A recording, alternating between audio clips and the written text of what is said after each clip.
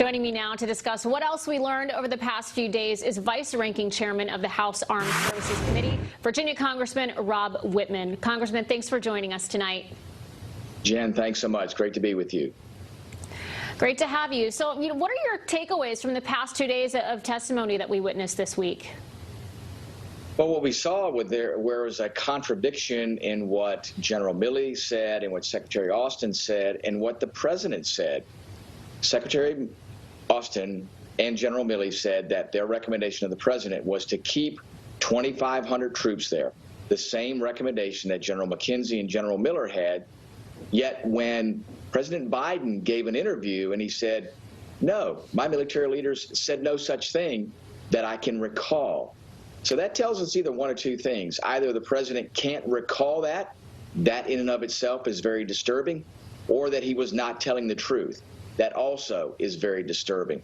You see that contradiction there, which tells me that the president was making this a political decision, not a strategic decision. If it was a strategic decision, he would have followed the advice of his military leaders. I believe instead he followed the advice of Secretary Blinken and made this a political decision. So on September 11th, they could have the presentation in their speech to say, we're fully withdrawn from Afghanistan, without regard to what would happen in the ensuing catastrophic chaos and the loss of lives of those 13 service members.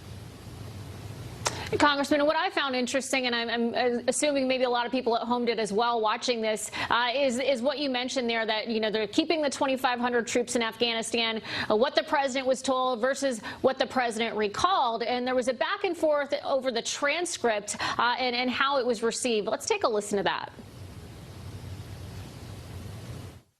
I do want to make a comment, because I actually watched the George Stephanopoulos interview before this hearing with Joe Biden did not say that no one suggested that we should keep 2,500 troops there. I read the quote. I have the time. It was my quote. Moment. I have the time. Well, and what he said was, you cannot have 2,500 troops stay there in a stable situation. So we should at least be accurate about what information was provided. I would urge everyone to go back and actually look at the words and not take what is being said here as accurate. Chairman, I read the quote. That was Committee Chair Adam Smith there going back and forth over the transcript. What did you make of that moment, that back and forth, his defense of Biden? Well, Don Bacon, who asked the question and provided the quote, was 100% correct. He took the quote directly from the interview where the president said that that was not the advice that was given to him by his military leaders that he can recall. That quote is absolutely correct. What Chairman Smith was alluding to was an earlier part of the conversation, but in context, that was exactly correct. And that should lead us to all question the contradiction between what General Milley, Secretary Austin, General McKenzie, and General Miller have said, and that is you have to leave 2,500 troops behind. If not, what you would see is exactly what unfolded, this catastrophic chaos there where we would have endangerment of U.S. service members. You'd have the government collapse. You'd have the Afghan military disband. You'd see the Taliban in charge. All of those things happened, and essentially the president was told beforehand that if you did what he did, that this is what would be the outcome. And Congressman, I know that, a lot of Americans, our service members, are still looking to see accountability here. I know that you, along with Congresswoman Elise Stefanik from my home district up in New York State, you're looking to establish, I understand, a 9/11 type style commission to examine our time in Afghanistan. Could you tell us a little bit more about that? Absolutely. We need, Jen, to look at the entire element of what the United States had experienced in Afghanistan to determine the successes and the failures, to make sure we learn from that.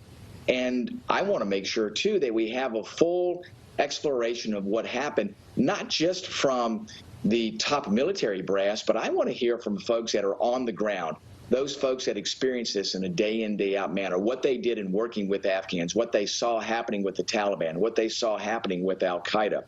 I think that will inform us as to what happened throughout the entire period, as well as how this ended. It ended in a horrible way. And we saw certain places where things changed. I asked Secretary Austin about what I thought was a turning point in the war, and that's the Battle of Kunduz, which happened there in April of 2015, just before he had a change of command there. He was right there. He should have seen that. I wanted to know, too, what did Vice President Biden know at that time? What was his involvement? Those things are incredibly important for us to learn about what happened there and really to inform us about how did we end up in this catastrophic failure and the loss of 13 American servicemen and women there in Afghanistan. Absolutely unacceptable. Indeed. A lot of questions still to be answered. Congressman Rob Wittman, thank you so much for taking time to join us tonight. We appreciate it. Jen, thank you.